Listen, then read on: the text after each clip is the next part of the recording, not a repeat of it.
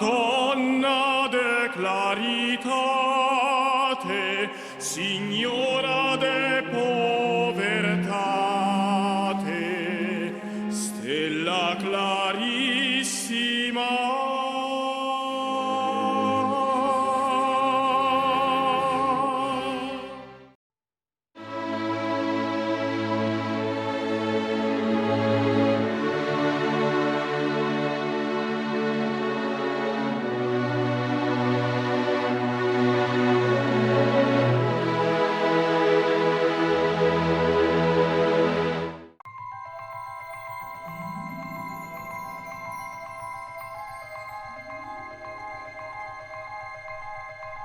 Olá, pessoal!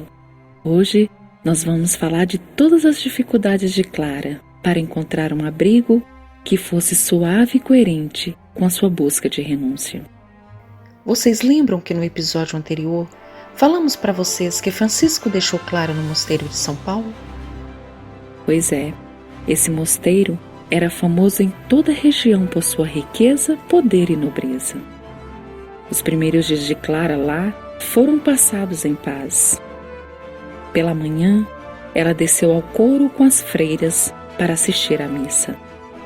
A igreja era pequena e aconchegante.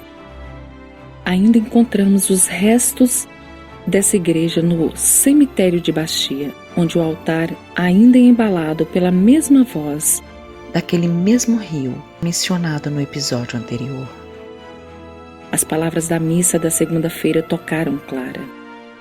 E ela ouviu assim: julga, ó Senhor, aqueles que me perseguem. Derrota os que vêm contra mim.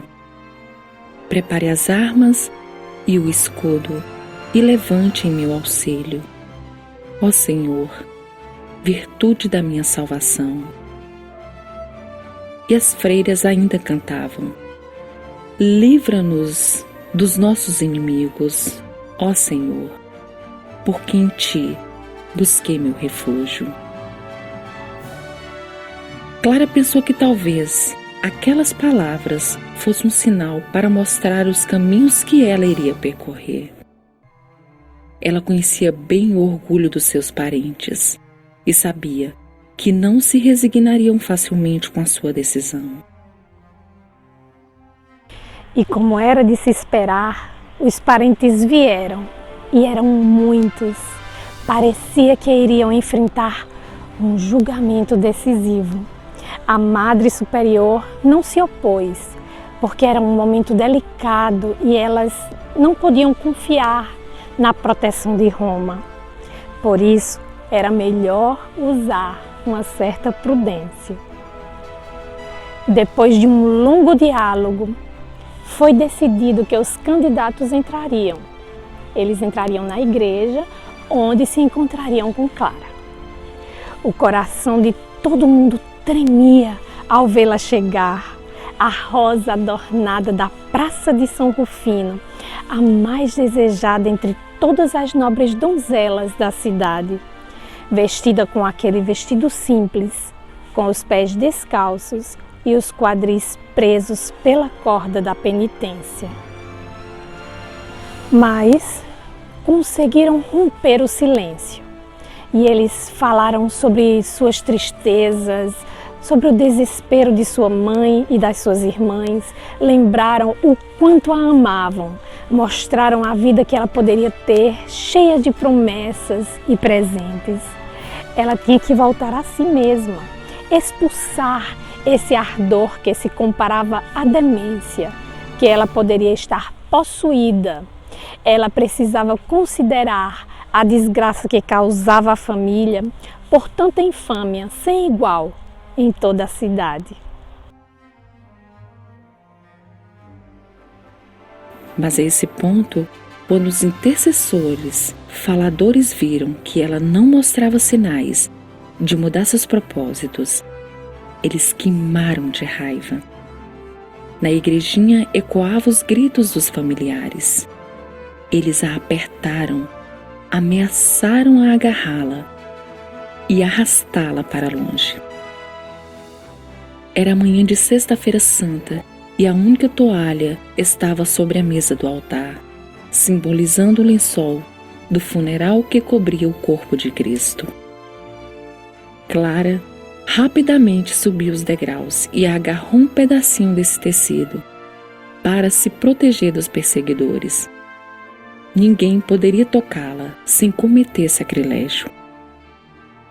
Eles ficaram ao seu redor, como uma matilha de cães rosnando, acusando-a de ser uma rebelde contra o poder da família e amaldiçoando-a aqueles que tinham convencido tomar aquele caminho, em especial a Bona, que havia se tornado a sua maior cúmplice, as freiras que a mantinham ali, desprezando os estatutos e aos privilégios papais. De repente, quando o tumulto cresceu, ela removeu o pano que envolvia sua cabeça. O belo rosto pálido e resoluto apareceu, no qual os cavaleiros apavorados olharam o sinal que os fez tremer de horror. Ela não tinha mais o cabelo rico que espalhava ao redor dos traços delicados o reflexo vago de uma luz de ouro. A esse ponto, removendo o último véu de sua beleza mundana, uma atitude incomum a deixou estranha e distante de tudo aquilo que era do mundo, já partindo para uma região misteriosa da qual ela nunca mais retornaria. A Madre Superior chegou. As freiras deixaram claro que não era apropriado profanar a lembrança do sepulcro naquele dia de paixão. E assim, os parentes implacáveis partiram, sombrios e desapontados. Claro, não sem terem ameaçado que voltariam. E de fato, eles voltaram e renovaram suas ameaças.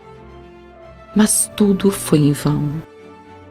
As freiras, no entanto, decidem que Clara deveria sair imediatamente do mosteiro por questões complicadas em que as irmãs poderiam se encontrar na parte do erro.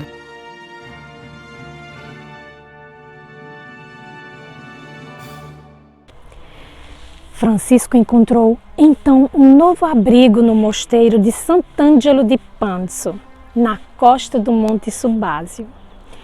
Ele próprio acompanhou mais tarde a sua irmã peregrina, junto com dois dos primeiros companheiros, Bernardo, o Estático, e Felipe, o Puro. Dessa vez, o grupo de cavaleiros da pobreza que acompanhava a dama do simples manto seguia em pleno sol entre campos verdes, por caminhos floridos, e parecia que todas aquelas coisas livres e frescas e inocentes espalhavam uma suave glória no caminho dela, que veio trazendo o sorriso, a chama do rosto, o passo leve e a luz de sua felicidade.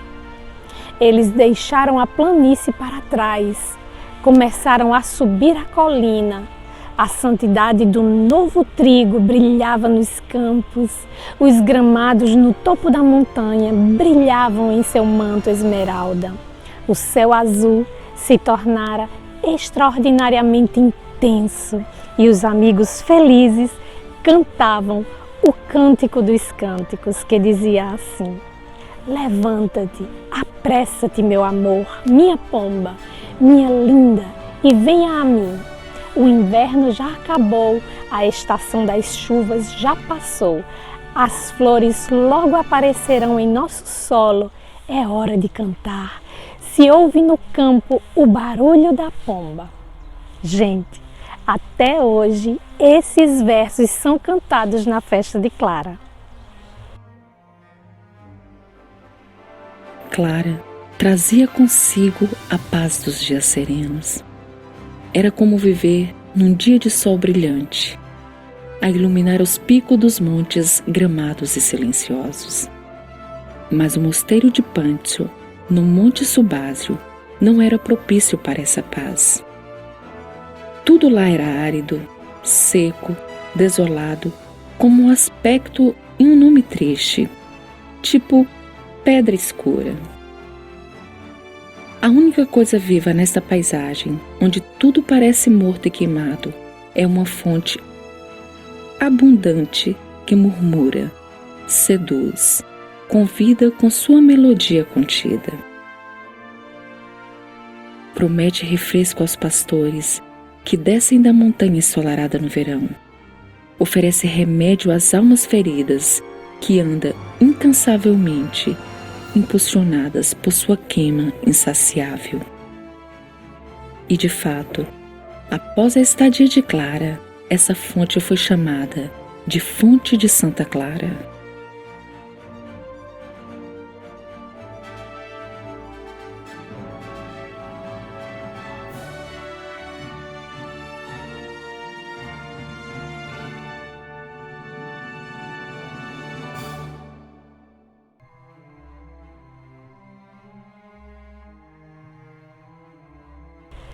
Não foi difícil para Francisco e Filipe convencer as freiras a receber Clara. Eles eram bem conhecidos no mosteiro e gozavam de autoridade lá desde o tempo de sua vida secular, quando costumavam frequentar as terras que possuíam naquele território. Depois de alguns dias, Clara percebeu que não havia ganhado muito mudando seu abrigo do mosteiro do rio pela do mosteiro na montanha. O local era pouco mais do que uma grande fazenda. Discutiam-se vendas, aluguéis, mercados, terras, rebanhos, lãs e queijos. Tudo respirava um ar pesado de bem-estar vazio, onde não havia lugar para os impulsos místicos da renúncia. De repente, ela viu mergulhada na solidão mais profunda. E ela pensou com saudade ardente de Catarina, sua irmã favorita, confidente de todas as suas dores e esperanças. Ela pensou que foi doloroso desapegar-se dela e se perguntava a Clara por que aquela que estava mais próxima da sua alma no mundo agora não se juntaria a ela para servir o amado esposo. E suas orações foram tão eficazes que depois de alguns dias, Catarina se juntou a ela no novo lar. Então é isso, pessoal. No próximo episódio, vamos falar um pouquinho mais de Clara e Catarina. Até lá, paz e bem.